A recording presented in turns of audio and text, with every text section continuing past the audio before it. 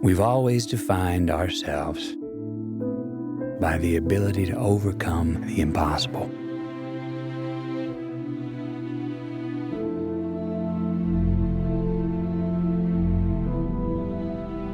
And we count these moments. The first ever to fly faster than the speed of sound. These moments when we dared to aim higher, to break barriers, to reach for the stars. 76, you are go. To make the unknown known.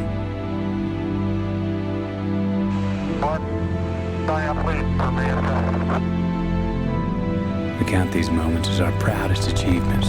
Having fired the imagination of a generation. But we lost all that. Pulls into port for the last time. Or perhaps we've just forgotten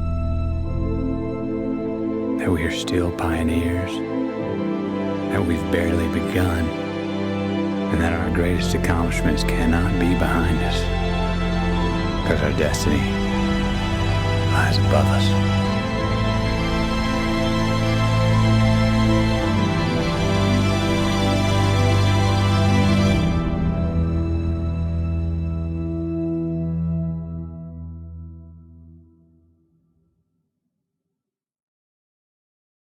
Matthew McConaughey seems to have traded in taking off his shirt for crying, and he's really good at it. He cried up a storm in Dallas Buyers Club, and as you can see here, he's welling up manly sun-kissed tears. And that's really what caught my attention the most here. The other thing, though, was this kind of melding of not only Christopher Nolan's very distinct visual style, but with Steven Spielberg's. Now, of course, that kind of bit J.J. Abrams in the butt when he did it with Super 8, a film that by the numbers was a success, both in terms of critical praise and box office numbers. But when you think about it over the test of time, those numbers weren't spectacular, and I think a lot of people would be hard-pressed to remember the film or put it in their top 10 without some prodding, except if you are a really big J.J. Abrams fan, or maybe a Spielberg fan. But, the film kind of fell by the wayside. But I see very distinct Spielbergian aspects here, but with still some of the Nolan coldness and epic quality, a little bit more so, where I think Spielberg, part of his trademark is a grounded epicness. Now, the other thing that struck me was that perhaps this was the directive for Man of Steel, which Christopher Nolan executive produced. Because when you take the farm scenes here that are from the actual film Interstellar, a lot of this footage isn't from the movie, obviously.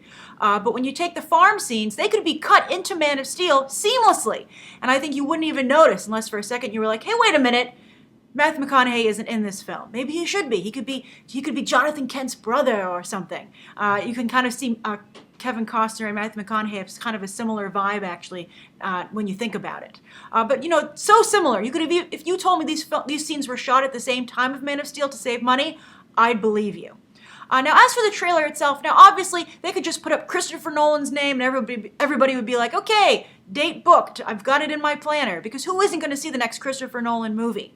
But that said, it's still, Warner Brothers and Nolan shouldn't just take that for granted, because that, just like, copying Spielberg hurt J.J. Abrams, I think taking your audience for granted is always a very short-term plan. It always hurts you in the long run. Because here, they kind of get your interest a little bit, but they're not really showing any footage from the movie. They're not showing you the hook, really. There's like some basic explanation about exploration, which I think everybody kind of knew already from the blurb. And even with the montage of news, I think we've all seen better montages put together which evoke more excitement and emotional response. So I was very underwhelmed by this. As I said, I took away the Spielberg aspect and the tears of McConaughey, but that's about it. So I'm curious, what do you guys think? Do you think that this, Nolan and Warner Brothers are, resting on their laurels? Or do you like this very, very slow burn? Because some people, they don't want to know very little going in.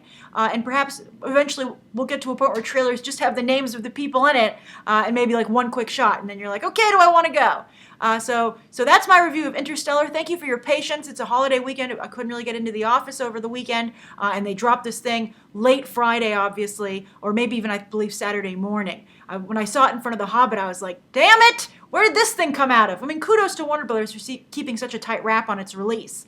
But at the same time, you go for the secretiveness, and I think you don't have quite the blow up and the anticipation, the kind of press that you want for a movie like this. But again, Nolan doesn't need any press, at least on this picture. If he keeps this up, he might need it going forward. So write your thoughts down below. Thank you for tuning in, and you can check out some more episodes right now.